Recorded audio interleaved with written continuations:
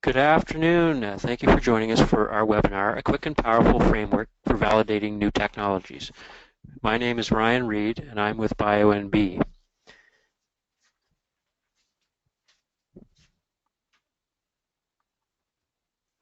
Before we begin, just a few housekeeping items. All of our webinar recordings are on our website at bionb.org/webinars. This one will be posted there tomorrow. We'll also be emailing everyone a copy of today's slides, along with a template for the technology validation framework. Just so you know, in 2 weeks' time, we'll be having another webinar on talking to humans based on Gift Constable's book about customer validation. That's part 2 of our market validation webinar that we did last spring. So we're hoping to have everybody join us in 2 weeks' time on December 7th. Today, we'll be doing our presentation, and we'll save questions until after we're finished the presentation. But if you have a question at any time, please enter it. Just type it into the questions tab, which you'll find on the right side of your screen in the panel for the webinar. So feel free to submit your questions anytime, and we'll get to them after Jen and I finish the presentation. At this point, I'm going to hand the mic over to my colleague, Jennifer O'Donnell, who's also co-presenter today on the webinar. Hi everyone. I thought I'd just start out with a little bit of information about BioNB. Some of you may not be familiar with us. We're a not-for-profit and non-government agency, and we've been in business here in New Brunswick since 1996. Our main office is based here in Fredericton. So we call ourselves the voice of the bioscience sector in New Brunswick. So our mandate is all about anything we can do to support the sector and create new economic development in the province. So we see great opportunities here around our natural resources. We have great resources and expertise and companies around our agricultural sectors, forestry, marine, med tech, and health sciences. And we work to support development in those areas. So day to day, we're working with about 40 different clients and startups right now. A lot of our work is coaching and mentoring and offering business development support to those clients. Anything we can do to help folks who have technologies that can be commercialized, help them along, get them to the next stage, and help them grow their businesses. We also work to advocate for the sector as a whole, to look at what supports they might need and try to raise its profile. And part of that is encouraging people to start businesses or encouraging people to locate here and bring their businesses to New Brunswick. And we have a team, a combination of business and science expertise in our office. So we've got technical backgrounds in lots of different things as a collective, kind of in genomics, in food science, in agriculture, biotech, and we've also got a lot of business marketing and IT expertise in our shop. So basically, if you're working in this sector and we don't know you already, please get in touch with us. We'd like to know more and figure out how we can help support you better. And just a little bit about me. I have my training is in biochemistry and molecular biology, and I work here as a pre-commercialization development officer, meaning that I primarily work with companies and technologies that are at the pre-commercial stage. And my technical background is in, I did some work in proteins and enzymes as a student and came to Fredericton and worked with a couple of startups, primarily in crop biotech areas. So around here I contribute by working with the clients, delivering some of the programs we have at our disposal, and also just doing research and identifying opportunities for the assets and R&D that we have here in New Brunswick, and helping them along by doing networking and trying to build a cluster here. And so I'm going to hand it over to Ryan. He's going to tell you a bit about himself, and then we'll get into the validation framework. Yes, again, my name is Ryan Reed, and I work on the business side here at BioNB. I work directly with the clients. We have about 40 startups we're working with currently, and I help them coaching on business planning, business development, the commercialization side. In my background, I've actually worked in 3 startups, so I really enjoy being on the side of being the coach rather than being involved on the day-to-day. So it's a nice change for me, and I can bring to bear my experience. I'm relatively new to bioscience, and it's a very different field than others for a variety of reasons, which we'll talk about today. So glad to be here. So we're going to talk today about the validation framework that BioNB put together, and we actually built this framework we're going to show you this summer. But it was based on work we've been doing over the last half dozen years. And we decided to put it down on paper so that we could work with clients and address some key issues that kept coming up. And we typically work with researchers and entrepreneurs who have an idea or a new technology in the field of bioscience, for example, a pharmaceutical, nutraceutical, medical device, an extraction process. We run the whole gamut of the bioscience field in this province, so we see a lot of different people. There's some fantastic ideas out there, but oftentimes there's a lot of focus on the idea, and what's ignored are all the other aspects that need to be considered when you're going to commercialize a product. So pure research is one thing, but applied research, research and development with a commercial aim, you've got a lot of things to consider, and that's what we built this framework to. The idea is really important. That's a great start, but if you're going to commercialize, you've got to consider many other things. For example, is there a customer out there that's going to buy this? Are there regulatory issues you have to overcome? Oftentimes we find clients might be 5 or 7, maybe even 10 years before they get through regulatory approvals, and believe it or not, some people have not even considered that regulatory aspect of the product they're working on. So that's why we built the framework. Now, you may be familiar with the business model canvas or the lean canvas, which are fantastic tools, and we use these with our clients. But we found with new technologies, especially in science, the business model canvas was premature because it focused on developing the business model, so it was more involved in the side of actually developing that commercial model of how the company makes money. And there were all kinds of other pieces on the science side that needed to be considered. So we do use both. I actually, my own experience, I started using the Lean Canvas, and they're a little bit different, but they're great tools. But we found that we needed to develop something else for many of our clients that captured some of the other pieces that they needed to consider. So this slide shows you the technology validation framework. So it's quite simple, and basically it's a Word template that we sit down with the client and we initially just brainstorm answers to a bunch of questions. There's 12 boxes. We like to call it the 12 pieces of the puzzle. Usually the technology, the product, is the piece of the puzzle people come to the table with, and we go through trying to figure out how we fit all the other pieces together. We might not have all the pieces at once. It may take a couple of years to get them all together, but the point of this framework, that's why it's called a framework, is to just put it all out there, all the things that a client needs to consider as they go through that process of commercialization, from that idea stage to the stage of making money. And the way we laid out the framework is there's 12 boxes. The red boxes I've indicated here are from the business model canvas, the commercial piece.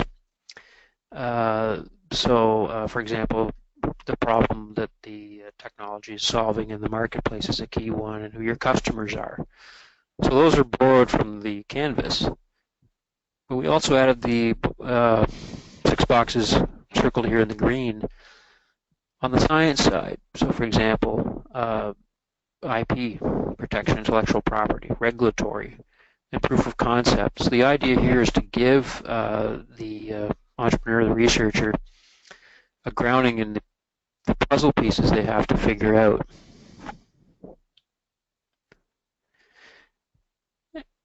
And we still believe that the business model canvas is a key piece of the puzzle when you're commercializing a product. But where the technology validation framework is useful is at that early science validation, that technology validation stage.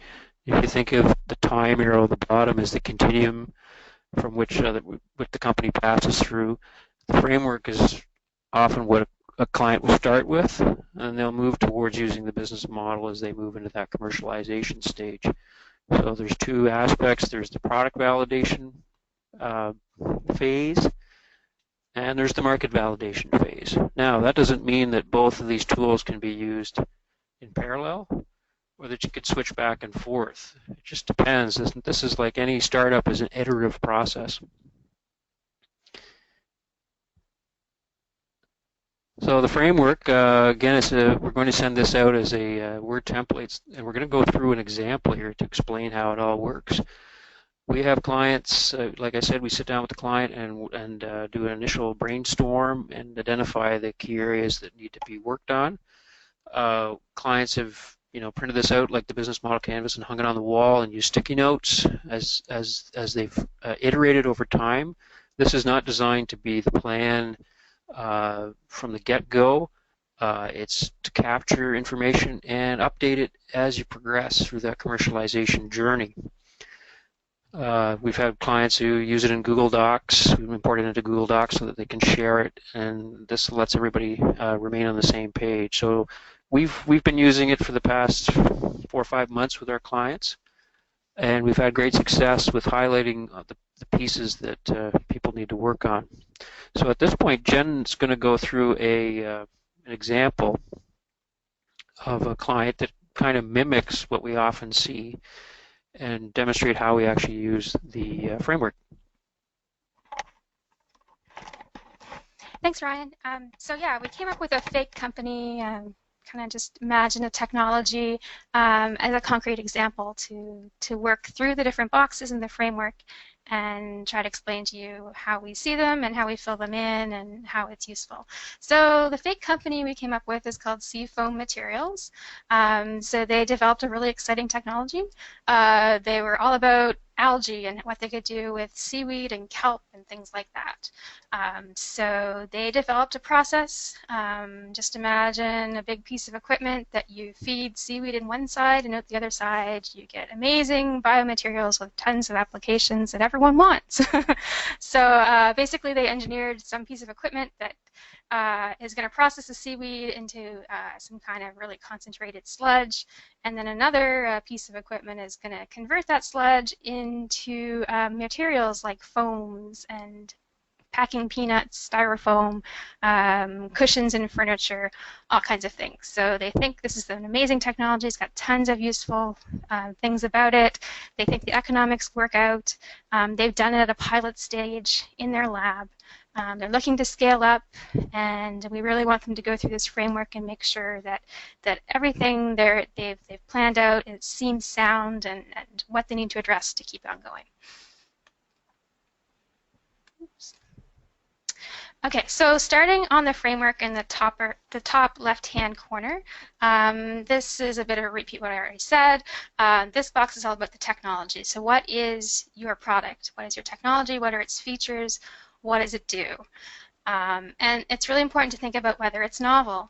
You might be the only person in the world doing this, but you should really, really think about that critically and do some research to make sure that you're sure you don't have any competitors, or at least being aware of who your competitors might be, or you're not going down a path that's already been traveled. So in our example, they're pretty sure they're the only ones in the world doing this with seaweed to make foams and biomaterials and things. So that is a good first step for them. The second part of the framework is all about the problem that your technology solves. So this is really important too. People get really excited about doing research and developing things that are new and really creative and innovative. But if they're not addressing a market, if they're not solving a problem for someone who wants to purchase it from them, that's not going to be a great business model. So looking at our seafoam company, they've thought about this. They believe that these materials, since they're made from biomass, are going to be sustainable.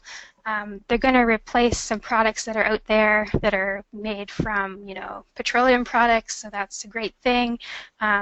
Customers might be interested in making products that are greener than what they usually use. So think of cars that use sustainable materials in the cushions in their seats or things like that.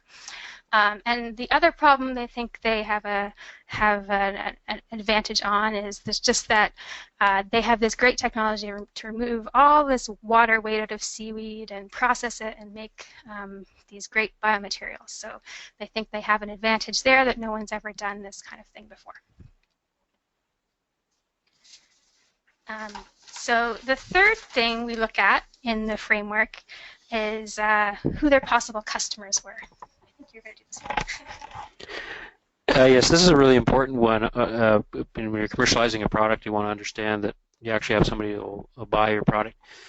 We do find that people make an assumption about who the customer would be without even having talked to them, and that's okay to do at the start, but it's really important to identify who potential customers are, not to be too narrow in your focus.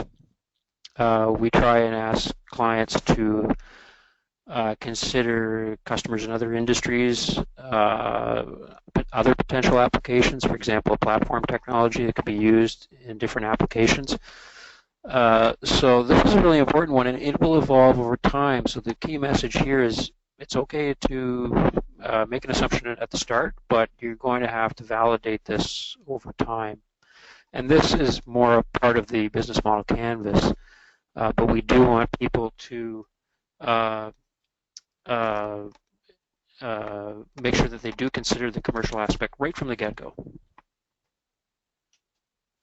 And the Seafoam gang did identify these following industries as potential applications, but they do need to do some validation work on that piece. So next is the all-important proof of concept. Does your technology or processes actually work?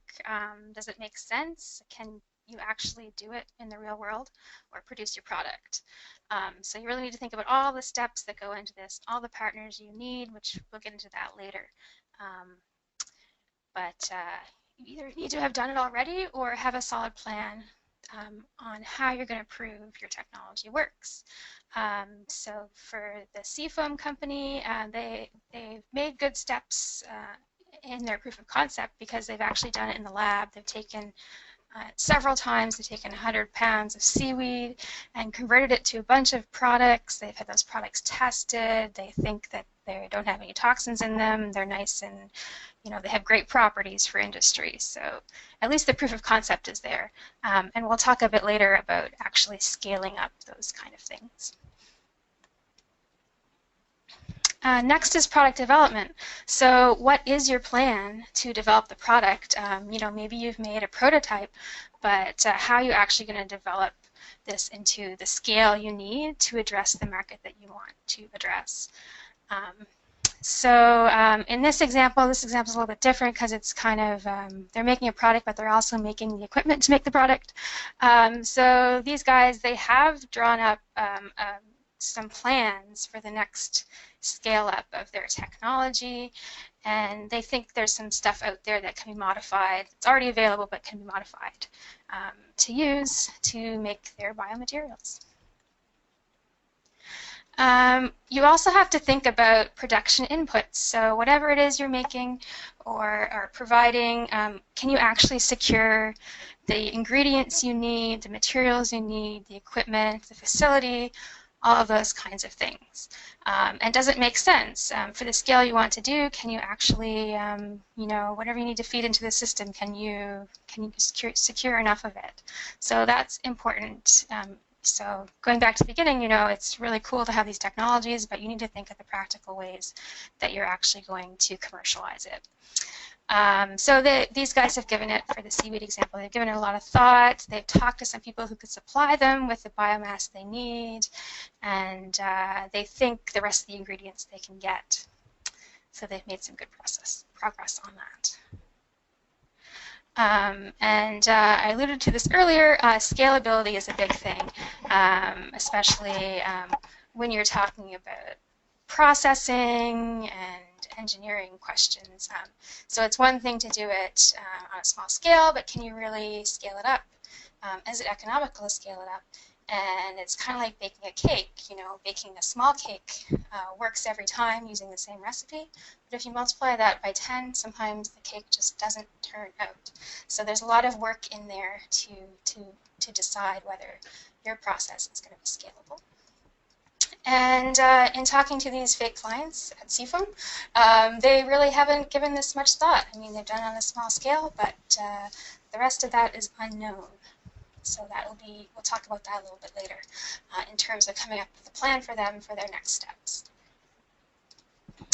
Here's another one that's really important in our industry, in biotech and bioscience, especially if you're creating a product or a therapeutic product or anything that, you know, it's going to be for human consumption, or there's a vast array of regulatory requirements you might run into, or you know, is your product safe?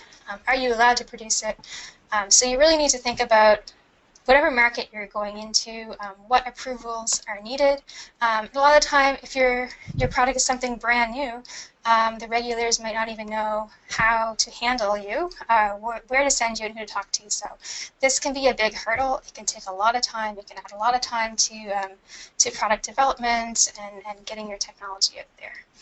So you know, examples of regulators are, depending on what your product is, could be Health Canada, Canadian Food Inspection Agency, and for the seaweed example, we were thinking maybe, you know, they're going to create, seaweed is 90% water, so they're going to have a huge, when they get to industrial scale, there'll be lots of water. Maybe it has undesirable things in it, so they need to talk to, you know, governments and things, the regulators, to figure out what they need to do to treat the wastewater and comply with any laws or regulations that they may run into. The next bit of the framework is about your intellectual property. So IP, what protections do you already have? Which ones do you need? Is your technology even protectable? And do you feel like you have freedom to operate? So in this part, it's again good to find good expertise and talk to people who know your area. And so in terms of lawyers, you might not want to contact the lawyer that's down the street in your city. You may need to go outside of our region to really find someone who's an expert in things like pharmaceuticals or natural health products or things like that. So it's important to talk to the right lawyer, someone who's going to have good advice that's relevant to you.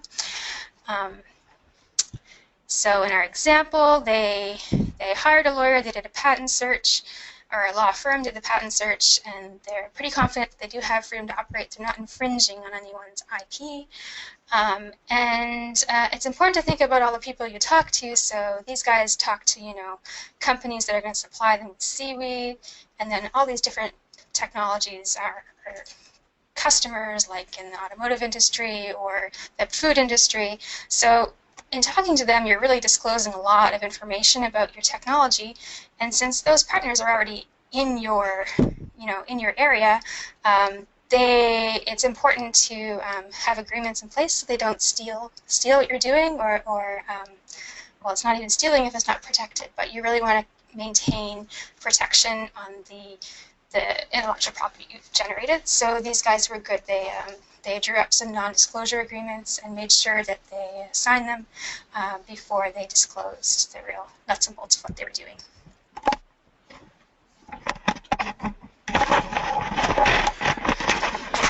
So it takes a village to commercialize a product, and you often don't have the people and the resources you need when you're starting out with a small team. So you do have to partner up with others outside of your organization. So these partners can range the gamut from potential customers to industry associations, uh, to people you might hire, like for example, a contract research organization. So in the case of Seafoam, they developed a partnership with the Composites Innovation Center, which is common in bioscience. There's a number of institutes that help develop technologies that you can work with, particularly when you need that expertise and that physical lab space, which is at a premium here in the Maritimes. Uh, they're working directly with an aquaculture company who had large volumes of seaweed that they were able to use in their testing, and also down the road to have a source for the inputs that they would need when they were doing this at commercial scale. They were talking to a packaging company interested in purchasing the foam peanuts, and it's not just about having a customer, but working with that that that organization to help develop that product to make sure it meets the needs of the industry.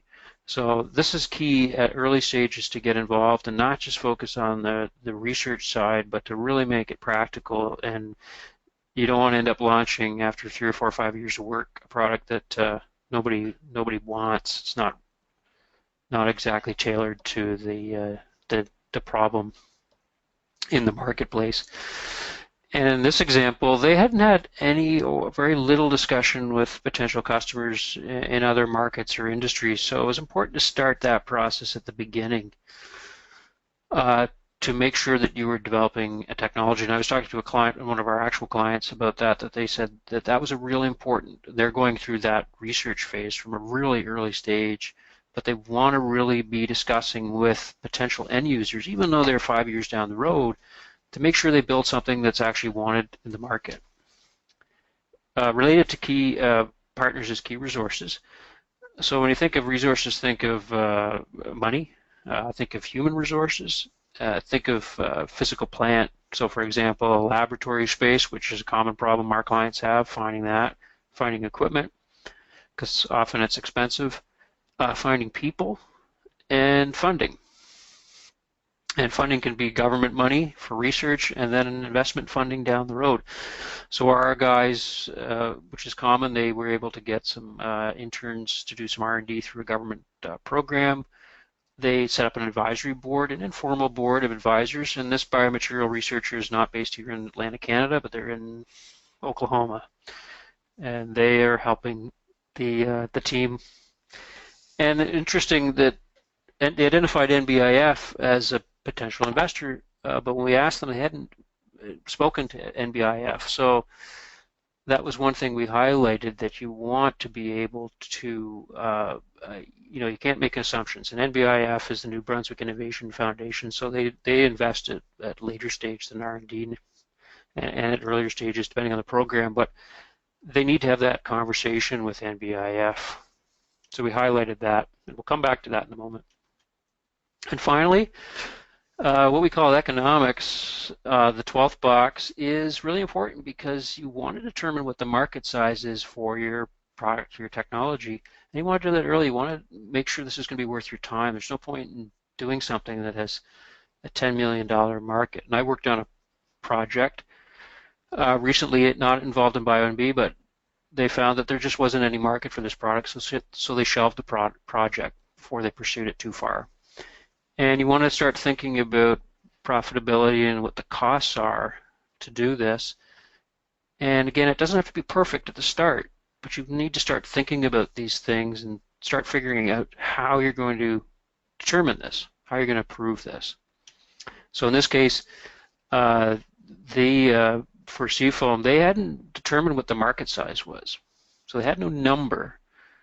We're going to assume that it's big because it's the packaging industry, which is a global industry, but that's an assumption, and we need to validate that assumption with some research. So we're going to identify that as something that needs to be worked on.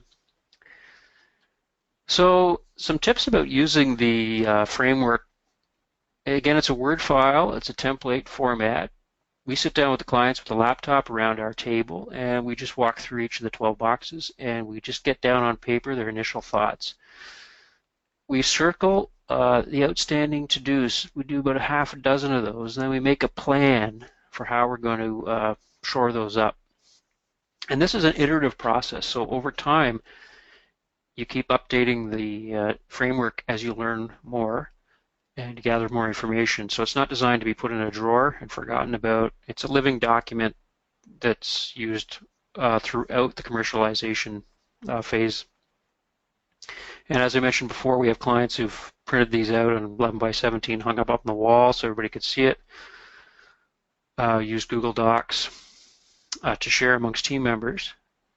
And for us, this is an iterative process as well. We just developed the framework itself recently, so it's version 1, and we're looking forward to getting feedback from people who are using it so that we can improve it. If you're a current BioNB client and you haven't gone through the process of doing the framework, we'd love to do that with you. If you're a potential client sitting out there in the audience, this is one of the first steps we might do as part of our once we take on as a client. So we walk through this step to identify the gaps and things we need to start focusing on. So the title of the webinar was, it's a powerful tool, and a quick and powerful tool, and it really has shown itself to be that. So I'm going to have Jen take over and just discuss the key areas that the CFOM needed to focus on. Yeah, so we'll just go over a few of the elements of the framework in our example that, you know, they needed to do work on or they had issues with. So the first one we identified was scalability. They didn't really think about this very much. And this is really important, so we're going to ask them to, you know, really do some research on the size of the market and just the scale of production. So how much seaweed do they need to supply their first customer, to meet their first contract, those kinds of things. What kind of volumes are they going to want to be supplied with? So they really need to do some work there. And really, is there enough seaweed in the world to supply this? They hadn't really thought about that. So really, that could bring down the whole project. So the scalability piece needs a bit of work.